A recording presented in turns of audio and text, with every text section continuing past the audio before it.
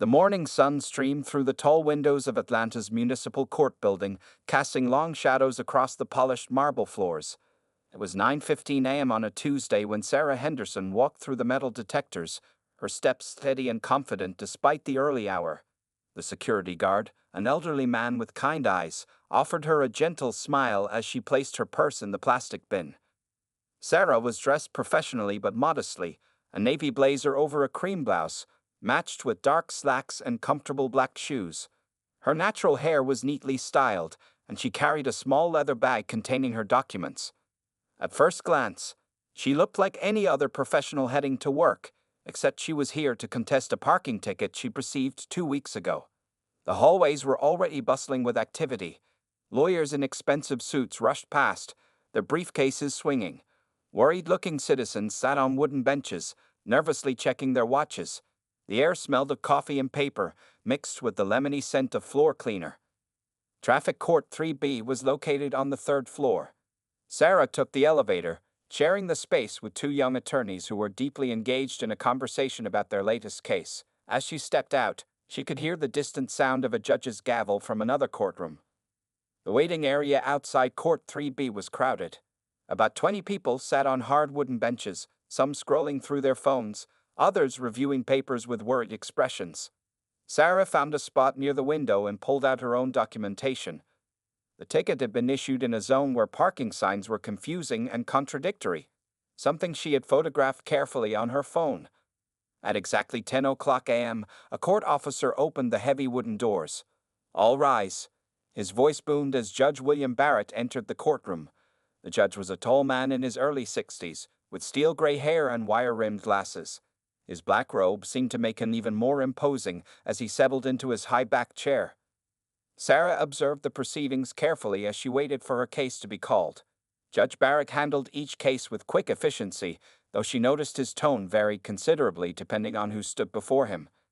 It was notably warmer to the well-dressed white professionals who approached the bench, sharing occasional jokes and small talk. With others, particularly younger defendants and people of color, his responses were curt, and his fine seemed to trend higher. The court clerk, a young woman with red hair pulled back in a tight bun, called out names from a list. "Sarah Henderson, case number 2024 TR 7851, she announced after about an hour. Sarah stood up, straightened her blazer, and walked confidently to the podium in front of the judge's bench. Judge Barrett barely looked up from his papers as Sarah approached. His eyes scanned the ticket information quickly. "Ms. Henderson, we're here contesting a parking violation from March 15th on Peachtree Street," he stated flatly. "Yes, Your Honor," Sarah replied clearly. "I have evidence that the signage in that area is contradictory and—" The judge cut her off with a wave of his hand. "Ms. Henderson, I've heard every excuse about parking signs in this city. The ticket clearly states you were parked in a no-parking zone during peak hours." Sarah maintained her composure. "Your Honor, if you'll allow me to show you the photographs I took." "That won't be necessary." Judge Barrett interrupted again, his tone growing more irritated. He looked down at her over his glasses, his expression a mixture of boredom and annoyance. "The city's parking regulations are quite clear, regardless of what you think you saw." The young clerk glanced up from her computer, her expression showing surprise at the judge's unusually harsh tone. Several observers in the courtroom shifted uncomfortably in their seats. The atmosphere grew tense as Judge Barrett continued to shuffle through his papers, deliberately ignoring Sarah's attempted explanations. Little did Judge Barrett know that the woman standing before him was far more than just another face in his crowded courtroom. The simple traffic court appearance was about to become a moment that would challenge his preconceptions and eventually lead to significant changes in the local justice system. But for now, Sarah stood quietly at the podium, her face composed and dignified, waiting for the judge to deliver his decision. The morning sun continued to stream through the high windows, illuminating particles of dust that danced in the air as justice, or what passed for it in Traffic Court 3B, was about to be served. Judge Barrett looked down at Sarah Henderson's file again, his fingers drumming impatiently on the wooden surface of his bench. The morning light that had seemed so peaceful earlier now felt harsh and exposing in the tense courtroom. The judge's next words cut through the silence like a knife. "Ms. Henderson, this court's time is valuable," he said, emphasizing each word as if speaking to a child.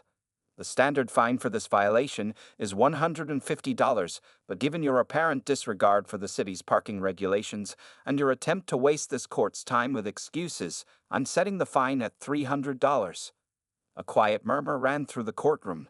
The red-haired clerk's fingers stopped typing for a moment, and she glanced up with wide eyes. Even the court officer standing by the door shifted uncomfortably. This was unusually harsh for a simple parking violation. Sarah took a deep breath before speaking. Your Honor, if I could just show you the photographs that demonstrate the conflicting signage. Ms. Henderson, Judge Barrett interrupted, his voice rising slightly. Perhaps you're not familiar with how things work in my courtroom. When I make a ruling, that ruling is final. He adjusted his glasses and looked at her with what could only be described as condescension. Unless, of course, you prefer I raise the fine further. The threat hung in the air. Sarah stood perfectly still, her hands clasped in front of her. Years of experience had taught her how to maintain composure in difficult situations, though few had been quite as blatantly unfair as this one. A young law student sitting in the back row was frantically taking notes on his laptop. He had been observing court proceedings for a class assignment, but this interaction was unlike anything he'd witnessed in his previous visits. No, Your Honor, Sarah replied calmly. I understand your ruling. Her voice was steady, but those sitting closest to her could see her fingers tightly gripping her leather bag. Judge Barrett nodded with satisfaction, already reaching for the next case file. You have 30 days to pay the fine. Next case, he called out, clearly dismissing her presence. But Sarah didn't move immediately. Instead, she opened her bag and pulled out her checkbook. The judge looked up, irritation clear on his face at her continued presence. The courtroom fell silent again as Sarah wrote out a check for the full amount. I'll pay the fine now, Your Honor, she said, her voice carrying clearly through the hushed room. And I'd like to request a copy of today's proceedings for my records. The judge's face reddened slightly. It wasn't often that defendants paid their fines on the spot, and something about her calm request for court records made him uneasy. The clerk will provide you with the necessary forms, he said curtly. As Sarah turned to walk to the clerk's desk, a young man in a suit rushed into the courtroom. He hurried to the clerk and whispered something in her ear, handing her what appeared to be a newspaper. The clerk's eyes widened as she looked from the paper to Sarah and back again. The clerk quickly stood up and approached Judge Barrett's bench, newspaper in hand. She placed it in front of him, pointing to something on the front page. The judge's expression changed as he read, his face first showing confusion, then recognition, and finally, something that looked very much like concern. Sarah was still filling out the forms for her court records request when she noticed the sudden change in the atmosphere. Several people in the courtroom had pulled out their phones, and there was a buzz of whispered conversations. The young law student in the back had stopped typing and was staring at his phone screen with his mouth slightly open. Judge Barrett cleared his throat. Ms. Henderson, he called out, his voice notably different from moments before. If you could approach the bench one more time. But Sarah was already walking toward the door, her completed forms and payment receipt in hand. She paused at the doorway, turned slightly, and gave a small, dignified nod to the courtroom before stepping out into the hallway. Behind her, the whispers grew louder, and the sounds of phones buzzing with notifications filled the air. Judge William Barrett sat on his bench, the morning newspaper spread out before him, showing a very familiar face, Sarah's face, under a headline that would soon change everything about this ordinary Tuesday morning in Traffic Court 3B. The front page of the Atlanta Daily Journal lay on Judge Barrett's bench, its headline bold and clear. Dr. Sarah Henderson wins landmark Supreme Court case, civil rights attorney makes history. Below the headline was a photo of Sarah, dressed in a formal suit, standing on the Supreme Court steps with a triumphant smile. Judge Barrett's hands trembled slightly as he read the article. Dr. Sarah Henderson wasn't just any attorney. She was one of the most respected civil rights lawyers in the country. Just yesterday, she had won a case that would change how the justice system handled racial bias in jury selection. And today, she had stood in his courtroom, quietly accepting his dismissive treatment and excessive fine. The red-haired clerk, Jenny Matthews, watched as the color drained from the judge's face. She had been working in this courtroom for 3 years and had never seen him look so shaken. The newspaper article continued to detail Dr. Henderson's impressive career. Graduated top of her class from Harvard Law, argued 5 cases before the Supreme Court, and founded the Equal Justice Initiative of Georgia. Outside in the hallway, people were starting to gather. Word spread quickly through the courthouse about what had just happened in Traffic Court 3B. Lawyers stopped in mid-conversation, court officers gathered in small groups, and phones buzzed constantly with text messages and social media notifications. "Did you hear what happened? That was Dr. Henderson, the same one from the Supreme Court case. I can't believe how he treated her." The young law student who had been taking notes earlier was now frantically typing on his phone, updating his social media. "Just witnessed Judge Barrett fine Dr. Sarah Henderson $300 for a parking ticket, talking down to her like she was a child. Yes, that Dr. Henderson, who just won at the Supreme Court yesterday." Inside the courtroom, Judge Barrett tried to continue with his docket, but his usual confidence had evaporated. His hands kept returning to the newspaper, rereading the details he had missed. Dr. Henderson had spent 20 years fighting against exactly the kind of prejudice treatment she had just experienced in his courtroom. The clerk's phone was lighting up with notifications. The security cameras in the courtroom had captured everything. Dr. Henderson's calm demeanor, the judge's dismissive tone, the excessive fine. Someone had already leaked a description of the incident to local news stations. By noon, reporters had begun gathering outside the courthouse. A local news van parked across the street, its satellite dish extending skyward.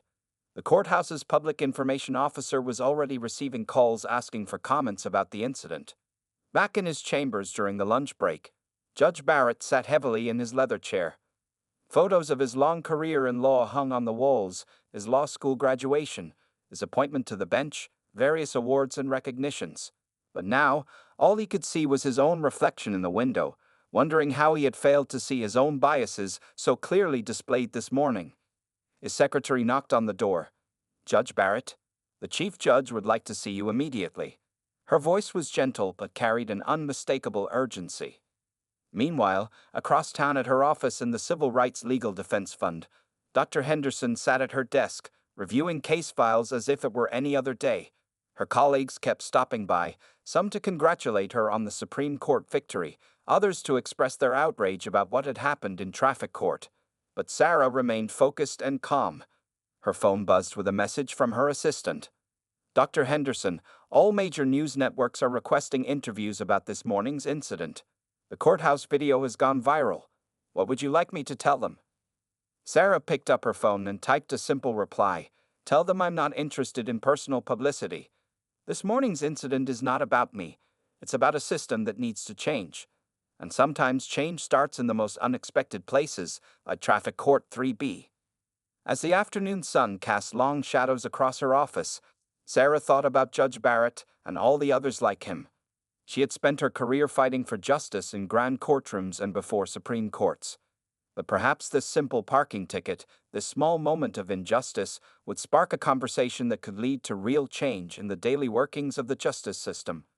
Her Supreme Court victory made headlines, but it was this morning's experience that would truly test the system's willingness to confront its deepest flaws. By late afternoon, the story had exploded across social media and news outlets. The courthouse security footage, released through an anonymous source, played on every major news channel. The clip showed the entire interaction. Judge Barrett's dismissive tone, his refusal to look at evidence, and the excessive fine he imposed on Dr. Henderson. Breaking news: celebrated civil rights attorney faces discrimination in local court. Read the scrolling headline on Atlanta News Network. The video clip played on repeat, with legal experts and social commentators weighing in on the incident. Maria Rodriguez, a popular news anchor, spoke directly to the camera. Just hours after winning a historic Supreme Court case, Dr. Sarah Henderson experienced the very discrimination she has spent her career fighting against. The question now is, how deep does this bias run in our local courts? Inside the courthouse, employees couldn't focus on their work. The young law student who had witnessed everything had written a detailed post online, which had already been shared thousands of times. His post read, "She never once mentioned her credentials or tried to use her status. She stood there with dignity while being treated like she didn't matter. This is what real grace looks like." Judge Barrett's secretary, Mrs. Thompson, sat at her desk fielding an endless stream of calls. News organizations, civil rights groups, and angry citizens all wanted to speak with the judge. She had worked for him for 15 years and had never seen anything like this. "No, the judge is not available for comment at this time," she repeated for what felt like the 100th time. "Yes, I will pass along your message." In the courthouse cafeteria, conversations at every table centered on the morning's events. A group of public defenders sat together, sharing their own stories of witnessing similar treatment in various courtrooms. "The only difference is that this time it happened to someone who couldn't be ignored," said James Wilson, a veteran public defender. "How many others have faced the same treatment without having a Supreme Court victory to their name?" Outside, the crowd of reporters had grown larger. Local community leaders began arriving, standing on the courthouse steps to give interviews. Reverend Michael Thomas, a well-known civil rights activist, spoke passionately to the gathered crowd. "What happened in that courtroom this morning happens every day to ordinary citizens," he declared. "The only difference is that Dr. Henderson has the power and platform to shine a light on it. We demand an investigation into all of Judge Barrett's past rulings." Social media continued to buzz with activity. #JusticeInCourt3B became a trending topic, with thousands sharing their own experiences of facing bias in the legal system. The courthouse's public Facebook page was flooded with comments demanding action. By early evening, the chief judge of the municipal court called an emergency meeting with the court's administrative committee. They sat in a conference room, watching the viral video and discussing their response. The damage control needed to be swift and meaningful. Meanwhile, at local law schools, professors were already planning to use the incident as a teaching moment. Dr. Rachel Cohen, a professor of legal ethics, adjusted her next day's lesson plan to include a discussion of judicial bias and professional responsibility. Back in her office, Dr. Henderson's phone wouldn't stop ringing. Her assistant had given up trying to screen calls. Civil rights organizations, law firms, and even celebrities were reaching out to offer support and solidarity. Sarah sat quietly, reviewing the messages. A text from her mother caught her attention. "Baby, you've spent your life fighting these battles in big courts. Sometimes the most important fights happen in the smallest places." The evening news broadcasts led with the story. Political commentators debated the broader implications. Legal experts discussed the possibility of judicial misconduct charges. But through it all, Dr. Henderson maintained her silence, letting the incident speak for itself. As the sun set over Atlanta, casting an orange glow through the city's skyscrapers, the story continued to grow. What had started as a simple traffic court appearance had transformed into a national conversation about justice, bias, and the everyday experiences of minorities in the legal system. Judge Barrett sat alone in his chambers, watching the coverage on his small office TV. The weight of his actions, magnified by media attention, pressed heavily on his conscience. Tomorrow would bring more scrutiny, more questions, and inevitably, calls for his resignation. But tonight, he had to sit with the uncomfortable truth about his own behavior that the morning's events had revealed. The morning after the courthouse incident, the response from community leaders and legal professionals reached a fever pitch. At 9:00 a.m. sharp, the Atlanta Bar Association held an emergency press conference on the courthouse steps. "We have reviewed the footage from Judge Barrett's courtroom," announced Lisa Chen, the Bar Association president. She stood at a podium surrounded by microphones and cameras. "What we witnessed was not just an isolated incident, but a reflection of systemic issues that Dr. Henderson has spent her career fighting against." As Lisa spoke, more details about Dr. Henderson's remarkable career emerged in the media. 20 years ago, she had started her journey in a small office above a grocery store in downtown Atlanta.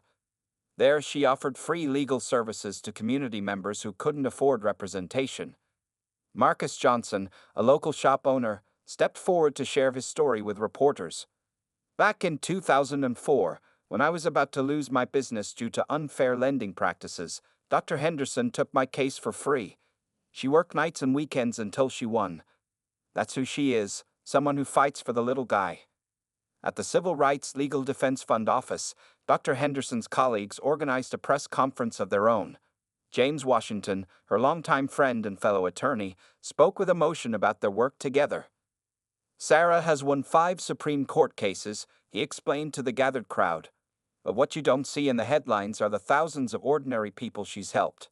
The mothers fighting for their children's education, the workers standing up against discrimination, the elderly avoiding eviction. That's the real Sarah Henderson. Inside the Legal Defense Fund building, photographs lined the hallways showing Dr. Henderson's journey. One showed her as a young lawyer, standing with her first client, a grandmother who had been wrongfully evicted. Another captured her meeting with civil rights legend John Lewis. A third showed her surrounded by smiling law students she had mentored over the years. By midday, a group of law professors from across the country published an open letter demanding judicial reform. What happened in Court 3B, they wrote, is a teachable moment for our entire legal system. When even a highly respected attorney like Dr. Henderson faces such treatment, we must ask, what happens to those without her credentials? Social media continued to amplify the story. A video compilation began circulating, showing Dr. Henderson's previous television appearances where she spoke about justice and equality. In one clip from 3 years ago, she had said, "True justice doesn't depend on who you are or what titles you hold. It should be the same for everyone who walks into a courtroom." At the local law school, students organized a peaceful demonstration. They stood silently on the campus lawn, each holding a sign with a different quote from Dr. Henderson's past speeches and legal arguments. One sign read, "Justice wears a blindfold, but some judges peek." By afternoon, Dr. Henderson's office received an unexpected delivery. Hundreds of letters from people sharing their own courthouse experiences. Her assistant, Jenny, sorted through them with tears in her eyes. "Dear Dr. Henderson," one letter began. "Yesterday, I watched that video and cried because the same thing happened to me last month. But I didn't have your platform to speak up. Thank you for showing us we're not alone." The National Association of Black Lawyers issued a powerful statement. Dr. Henderson's experience proves what we've long known, that bias in our courts doesn't stop at the door because of degrees or achievements. This must change. Local community organizations began organizing court watch programs, where volunteers would sit in various courtrooms to observe and document judicial behavior. The initiative, inspired by Dr. Henderson's incident, quickly spread to other cities. As evening approached, Dr. Henderson's mother, Mrs. Rachel Henderson, spoke briefly to a local reporter. Her words were simple but powerful. "My daughter learned early that education and success wouldn't shield her from prejudice. But she also learned that every unfair moment is a chance to create change. That's why she stayed calm in that courtroom. She knew her dignity would speak louder than any anger." The day ended with an announcement from the State Judicial Review Board. They would conduct a thorough investigation of all complaints against Judge Barrett from the past 5 years. What started as a simple traffic court appearance had sparked a movement for judicial accountability that would ripple through courtrooms across the country. Judge William Barrett sat alone in his home study, the morning newspaper untouched on his desk. It had been 3 days since the incident with Dr. Henderson, and he hadn't returned to the courthouse since being placed on temporary administrative leave. The walls of his study, covered with legal certificates and awards from his 30-year career, suddenly felt like they were closing in on him. His daughter Catherine, a second-year law student, sat across from him. She had driven 4 hours from her university after seeing the viral video. The disappointment in her eyes hurt more than any news commentary or public criticism. "Dad," Catherine said softly, "do you remember when I was little, and you taught me that justice means treating everyone fairly?" She paused, choosing her words carefully. "I've watched that courtroom video 17 times. That wasn't the father who taught me about justice." Judge Barrett removed his glasses and rubbed his tired eyes. The past few days had forced him to confront uncomfortable truths about himself. He thought about every case he'd handled, wondering how many times his unconscious biases had affected his decisions. His wife Susan brought them both coffee, her hands shaking slightly as she set down the cups. "Will," she said, using his first name as she had for 40 years of marriage, "remember what your father used to say, that a man's true character shows in how he handles his mistakes." The judge nodded slowly. His father, a factory worker who had pushed him to become a lawyer, had always emphasized the importance of admitting when you were wrong. It was a lesson he had somehow forgotten behind the bench. Later that afternoon, Judge Barrett received an unexpected visit from his old law school friend, James Chen, now a respected civil rights attorney himself. James had been trying to reach him for days. "Bill," James said, settling into an armchair, "I've known you for 30 years. You're not a bad person, and what happened in that courtroom? That wasn't just about one parking ticket." The two men sat in the study, talking for hours. James shared stories of his own experiences with discrimination, stories he had never told his old friend before. He talked about the supple ways bias could creep into decision-making, even for people who considered themselves fair-minded. "You know what impressed me most about Dr. Henderson that day?" James asked. "She could have embarrassed you. She could have mentioned her Supreme Court victory or her credentials.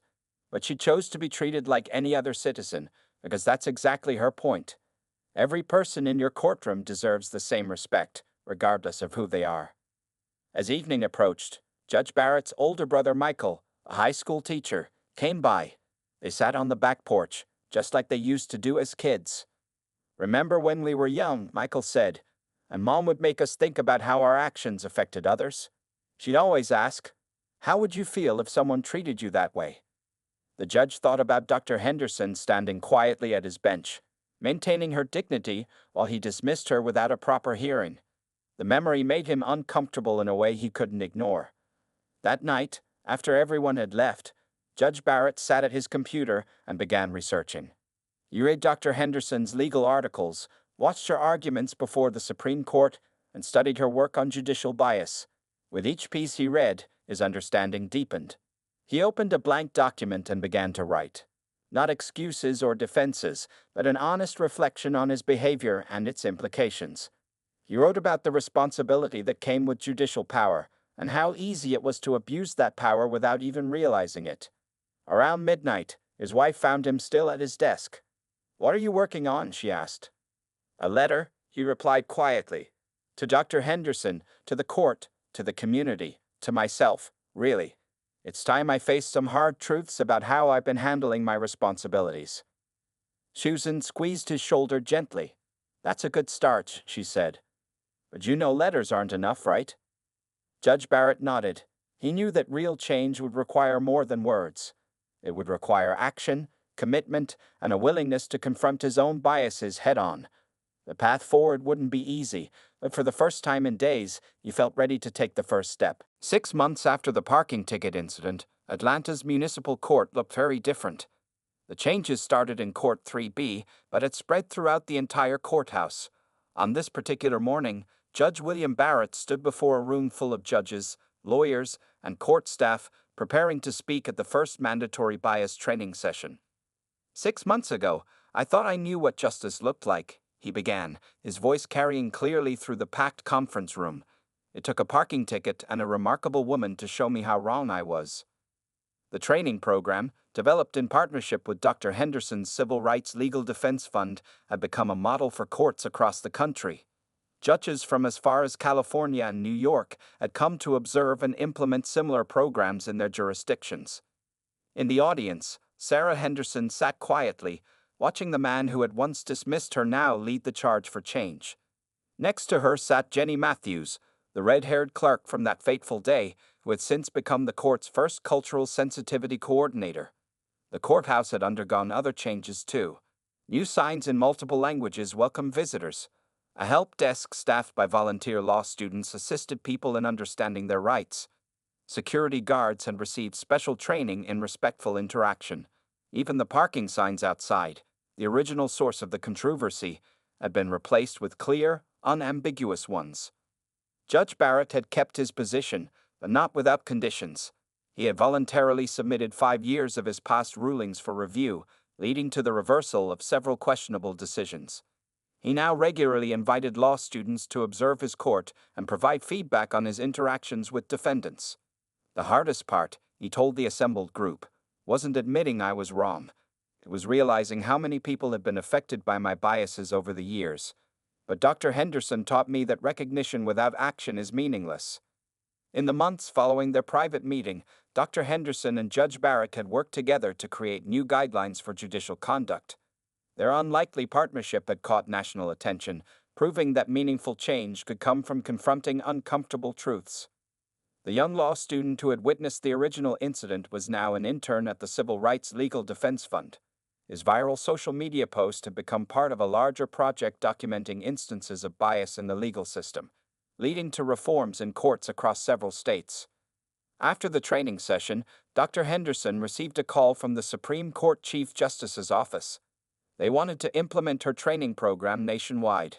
As she shared the news with her staff, she remembered her mother's words about important fights happening in the smallest places. That afternoon, a new case came before Judge Barrett. A young woman, nervous and clutching a handful of papers, approached his bench to contest a citation. The judge smiled warmly, adjusted his glasses, and said the words that had become his new standard opening. "Please, tell me your story. I'm here to listen." In the back of the courtroom, a framed photograph now hung on the wall. It showed Dr. Henderson and Judge Barrett standing together at the launching of the court's new training program. Below it, a plaque read, "Justice begins with the courage to listen and the wisdom to change." The story of Court 3B had become more than just a viral video or a news headline. It had become a catalyst for change, a reminder that transformation could begin in the most unexpected moments. Law schools now included the incident in their ethics curriculum, using it to teach future lawyers and judges about the importance of confronting their own biases. As the day drew to a close, Dr. Henderson stood outside the courthouse, looking up at the building where it all began. A group of young law students approached her, asking for advice about their future careers. "Remember," she told them, "true justice isn't about winning cases or making headlines. It's about ensuring that every person who walks through these doors is treated with dignity and respect, regardless of who they are or what brings them here." The setting sun cast long shadows across the courthouse steps, but inside, the lights of Court 3B still burned bright, a beacon of hope for a justice system slowly learning to see and serve all people equally. 1 week after the courthouse incident, Dr. Sarah Henderson sat in a small conference room at the Civil Rights Legal Defense Fund office. Across from her sat Judge William Barrett. No cameras, no reporters, no attorneys, just two people ready to have an honest conversation. The judge had requested this private meeting through proper channels, and after careful consideration, Dr. Henderson had agreed. The morning sunlight filtered through the blinds, creating soft lines on the wooden table between them. "Thank you for agreeing to meet with me, Dr. Henderson," Judge Barrett began, his voice quieter than it had been in his courtroom. His hands were folded on the table, and he noticed they were trembling slightly.